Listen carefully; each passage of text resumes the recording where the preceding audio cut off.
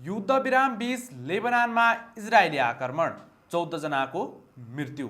लेबनानमा लागू गरिएको युद्धविरामका बीच इजरायलले गरेको आक्रमणमा 14 जनाको मृत्यु भएको छ। लेबनानको स्वास्थ्य मन्त्रालयका अनुसार मृत्यु हुने मध्ये 2 बालबालिका 2 महिला रहेका छन् भने 37 जना घाइते भएका छन्। गत साताको बिहीबार मात्रै दुवै देशबीच 3 साताका लागि युद्धविराम अवधि थप गरिएको थियो। तर त्यस यता पनि क्षेत्रको अवस्था तनावपूर्ण नै रहँदै आएको छ।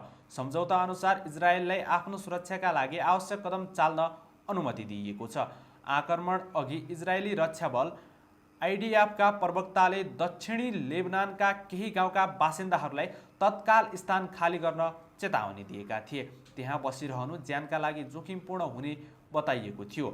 इजरायलका प्रधानमन्त्री बेन्जामिन नेतन्याहुले सेना सक्रिय रूपमा खटिएको र कडा कारबाही गरिएको बताएका छन्।